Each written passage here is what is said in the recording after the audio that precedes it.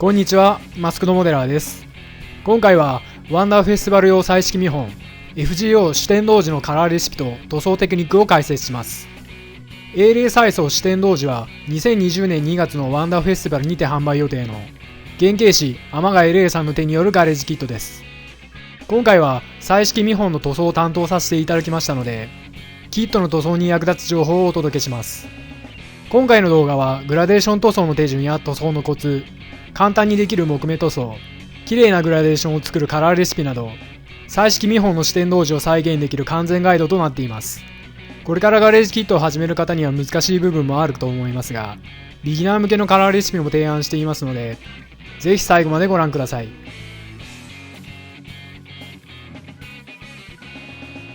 それでは今回の塗装過程を順を追って解説します。今回の動画は、グラデーション塗装の手順、実は簡単木目塗装、塗装のコツとカラーレシピ、アイデカールと口の塗装の順で解説します。最初にグラデーション塗装の手順を解説します。マスクロモデラーではグラデーション塗装をする際、ハイライト色、中間色、シャドウ色と1つの色に対して2色から3色の明るさが異なる色を用意します。具体的には服のダークパープルを塗装するときは、グラデーションがかかっている部分のだいたい中間の色を最初に作ります。この中間色はこの後ハイライト色とシャドウ色に派生しますので多めに作っておきます。次に先ほど作った中間色を取り分け、ホワイトを混ぜてハイライト色を作ります。最後に基準色を取り分けてブラックなどを混ぜシャドウ色を作ります。色によって混ぜる色は変わりますが、最初に基準となる色を作ってからハイライト色とシャドウ色に派生すると分かりやすいと思いますので参考にしてください。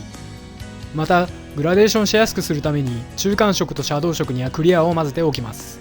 少し乱暴な言い方ですが、クリアを混ぜればどんな塗料もグラデーションがしやすくなりますので、グラデーション塗装の基本として活用しています。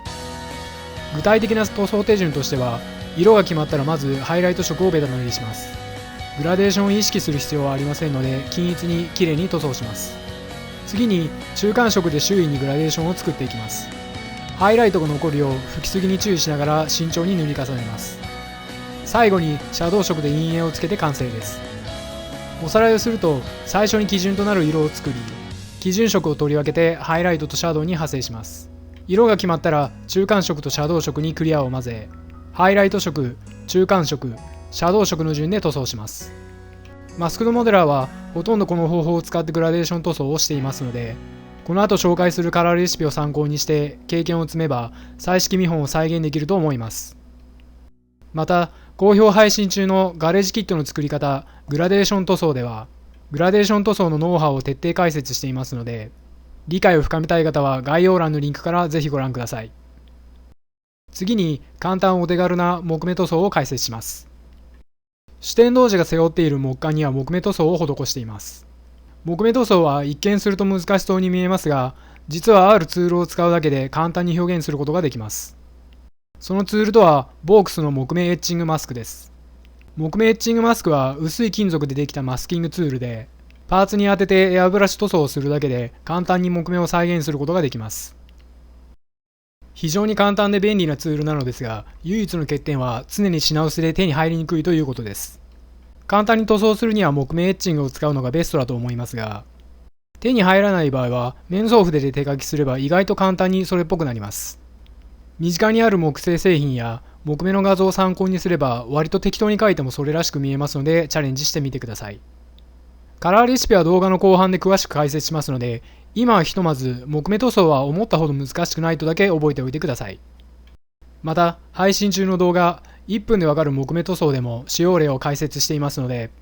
理解を深めたい方は合わせてご覧ください。次に各部のカラーレシピと塗装のコツを解説します。今回は時間の都合上制作過程の写真を撮ることができませんでしたので、テストピースを使っての再現となりますが、できるだけ分かりやすく解説しますのでぜひ最後までご覧ください。解説に入る前に使用ツールを紹介します。エアブラシはノズル口径 0.3mm と 0.18mm を使い分けています。エアブラシは口径が大きいほど塗料の噴射幅が広く、小さいほど噴射幅が狭くなります。口径が大きな 0.3mm は広い面積を均一に塗装することに適していて、サーフェイサーやクリア、メタリックを均一に塗装するときに使用しています。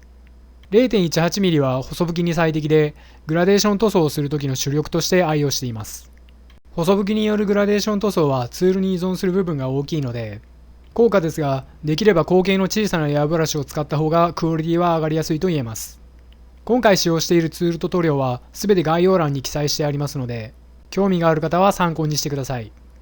それでは解説に入ります。まずは肌色です。今回の肌はクリアカラーを使ったサフレス塗装で仕上げています。サフレス塗装とは一般的な不透明の塗料やサーフェイサーを使用せずに、レジンの色を生かしてクリアカラーで肌の色を表現する方法です。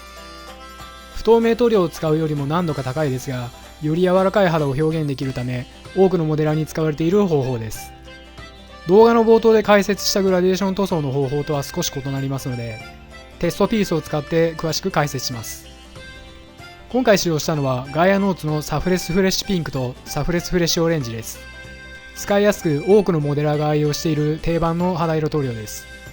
今回はピンクとオレンジをそれぞれ 1.5 対1の割合で混色し、メインカラーとして使用しています。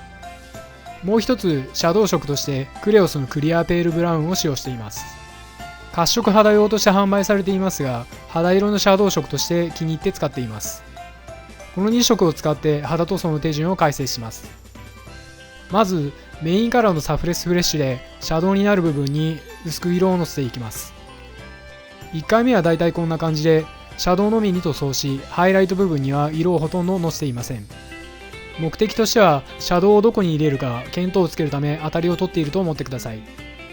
次に全体に薄く色をのせながらシャドウをさらに強調していきます。コツとしては最初からしっかりと色をのせるのではなく、少しずつ全体に色を足していき、シャドウとのメリハリがなくなってきたらシャドウに色をのせていくとうまくいきやすいと思います。色の具合は市販の PVC フィギュアや不透明の肌色塗料を目安にすると無難にまとまります。今回はハイライトの色がガイアノーツのフレッシュと同じくらいになるよう調整しました。ハイライトとシャドウのメリハリをさらに強調するため、クリアペールブラウンでシャドウを吹きします。慎重に何度も重ね塗りしていき、好みの色になれば完成です。サフレス塗装はクリアカラーのみで塗装するため、吹きすぎると後戻りができないので、慎重に色をのせていき、吹きすぎないように注意しましょう。もう一つ、サフレス塗装は難しそうという方のためにお手軽な肌色レシピを紹介します。最初に不透明な肌色塗料をベタ塗りし、艶消しクリアで艶消しにします。今回はホワイトビーチを使いましたが、フレッシュやキャラクターフレッシュなど好みの肌色を使ってください。艶消しクリアが乾燥したらウェザリングマスターフィギュア用でシャドウを入れます。ウェザリングマスターは化粧品のような感覚で使えるオイルパステルで手軽に肌色のグラデーションが楽しめるおすすめの商品です。今回はウェザリングマスター G セットのキャラメルとマロンを使用しました。丁寧に作業すればエアブラシ塗装と比較しても遜色ない出来栄えになります。フィギュアの塗装に慣れていない方はとりあえずウェザリングマスターから始めてみることをお勧めします。次は服のダークパープルです。ダークパープルはいきなり変化球なのですが、ハイライト色とシャドウ色の間にパールシルバーを挟んでいます。理由はチャイナ服特有のシルク光沢感を強調して光が当たる部分を優しく輝かせるためです。調色の手順としては最初に純色バイオレットとブラックを混ぜてシャドウ色を作ります。純色バイオレットと似た色でパープルバイオレットという色がありますが、純色バイオレットの方が鮮やかで透明度が高いのでこちらを使用しています。次にシャドウ色にホワイトを混ぜてハイライト色を作ります。テストピースを使って実際に塗装してみます。まずハイライト色をきれいにベタ塗りします。次にパールシルバーを吹き重ねてパール光沢を出します。パール感はお好みに合わせてテストピースなどを利用して調整してください。次にシャドウ色を少しずつ重ねていきます。シャドウを強調したい部分にしっかりと色をのせ、好みの色になったら完成です。テストピースの写真では少し分かりづらいのですが、このようにすると特にハイライトの部分からパールが透けて見え、シルク光沢っぽく見えるようになります。ブラックなどの濃い色を塗装した上にパールを吹くと白っぽく見えがちですが、下地にパールを敷いてから透けるように塗装するとより自然に見えると思います。グラデーションが難しければパープルバイオレットプラスブラックを単色塗りすれば十分綺麗な色になります。できる範囲でクリアブラックをシャドウ吹きするとより深みがある仕上がりにできます。次に髪の毛です。髪の毛は服のダークパープルとかなり近いですが、やや赤みが強いのが特徴です。中間色のレシピは純色バイオレットプラスブラックプラスマゼンタです。ハイライト色は中間色にホワイトを混ぜて作ります。シャドウ色は中間色をベースにブラックとクリアを混ぜています。塗装の方法は動画前半で説明した基本通り、ハイライト、中間色、シャドウ色の順に塗装します。髪の毛をきれいに塗装するのはかなり難しく、細拭きの経験値とエアブラシの性能が問われます。コツとしては、色鉛筆を薄く塗り重ねて絵を描くように、シュッシュッと小刻みに時間をかけて色を重ねていくと良いと思います。エアブラシも同じように細く短く吹いていくと色をコントロールしやすいと思います。難しいですが、この動画のレシピを参考にすれば見本の仕上がりに近づけやすいと思いますので、根気よく楽しみながら取り組んでみてください。手軽に塗装するならパープルバイオレットプラスブラックプラスマゼンタの単色塗りがおすすめです。できる範囲でクリアブラックでシャドウを入れるといい感じになります。髪の毛の塗装については動画アストロフォの作り方で詳しく解説していますので、こちらも概要欄のリンクからぜひご覧ください。続いて角とお札の塗装です。角のベースカラーは肌色と全く同じです。中間色としてクリアレッドを、シャドウ色としてマルーンを使用しています。0.3mm のエアブラシでも比較的簡単にグラデーションできる部分ですので、ビギナーの方も頑張ってグラデーションしてみてください。次にお札です。お札のベースカラーは投光色プラスホワイト、シャドウ色は GX クリアオレンジを使っています。シャドウはお札の四方を囲むように吹き、中央のシワを強調する感じで塗装します。お札の文字は難しそうに見えますが、シャープな筋彫りが入っていますので、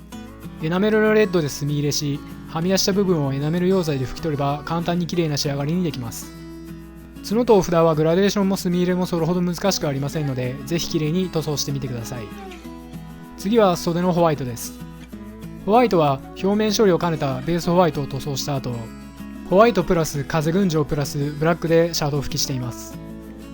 風群青はグレーがかった青紫で、ホワイトに少量を混ぜるとホワイトのシャドウ色としてとても使いやすい塗料です。ホワイトのシャドウって何を使えばいいのかなとお悩みの方にお勧めしている塗料です。シャドウをつけた後、仕上げとして全体にパールシルバーを吹いています。これもダークパープル同様、シルク光沢感を表現するために使っています。次にメタリックカラーの解説です。ゴールドはスターブライトゴールドを使っています。数あるゴールドの中では特にギラギラと光り、アクセントとしてとても使いやすいゴールドです。ゴールドのうち足首の鈴と帽子の金具のみハイパークローム AG という最強メッキ塗料を使用していますが、非常に高価で扱いも難しいのでスターブライトゴールドを使った方が無難です。その分使いこなせば完璧なメッキが再現できますので、興味がある方はショーアップの公式動画をご覧になると参考になると思います。メタリックブルーは下地を光沢ブラックにした後、ターコイズメタリックを使用しています。他のメタリックにも言えることですが、下地をブラックにすると輝きが増す代わりに発色しにくくなりますので、一度 EX シルバーで明るくしてから塗装すると明るく発色の良いメタリックになります。次にメタリックレッドです。メタリックレッドはブライトレッド、EX シルバー、クリアレッドの順に塗装しています。下地にレッドを使ったのはブラックを下地にすると暗く重い印象があったためです。メタリックは隠蔽力が高い塗料ですが、角度を変えてみると下地がわずかに透けて見えますので、違和感があるときは下地を変えてみると良いと思います。シルバーは塗装が中途半端だと暗く見えますので、しっかりと明るくなるまで吹き重ねます。明るいシルバーになったらクリアレッドを重ねて出来上がりです。クリアレッドも薄いと発色が悪く見えますので、しっかりと赤くなるまで塗り重ねます。次に木管です。木管はベースにホワイトピーチプラスレッドブラウンを、木目はレッドブラウンにクリアを混ぜています。動画の前半で解説した通り、木目は一見難しそうに見えますが、木目エッチングマスクを使えば意外と簡単に再現できます。木管を交互にマスキングして1枚ずつ木目を変えるとよりリアルに仕上がります。木目エッチングマスクが手に入らないときはエナメル塗料で手書きすれば OK です。手書きする場合はエナメルのレッドブラウンプラスフラットホワイトがおすすめです。同じ色で筋彫りに墨入れをするとよりメリハリのある仕上がりになります。木管の塗装は手間はかかりますが、意外と難しくありませんし目を引く部分ですので、頑張ってチャレンジしてみてください。最後に羽の塗装です。羽は EX シルバーでシルバーにした後、クリアブルーとクリアイエローを吹き重ねています。模様はそれぞれターコイズメタリック、スターブライトゴールド、フラットブラック、GX メタルレッドで筆塗りしています。模様を描くときはベタっと塗るよりも細い筆で毛を1本ずつ描き込むつもりで塗っていくとうまくいくと思います。羽の模様を描くのはかなり手間ですので省略しても構わないと思いますが、丁寧に作業すれば筆1本で再現できますので余裕があれば試してみてください。最後に艶消しクリアで艶を消して仕上げます。今回はスーパースムースクリアをメインとして使いました。ゴールドやターコイズメタリックといったメタリック塗料は艶消しすると輝きが失われるので基本的には艶消ししないのですが、メタリックレッドは布っぽくするために艶消しをしてしっとりとしたシルク光沢感を表現しています。全体的に色の数が多く、特に袖の塗り分けが大変ですが、塗装しやすい色に置き換えて楽しみながら作っていただければ嬉しいです。次はアイデカールと口の塗装です。今回のキットには品質の良い瞳デカールが付属していますのでこちらを使用します。まずデカールにナイフで目の形に切り込みを入れます。ガレージキットのデカールはプラモのデカールと違い1枚ずつ切り離されていないことが多いので、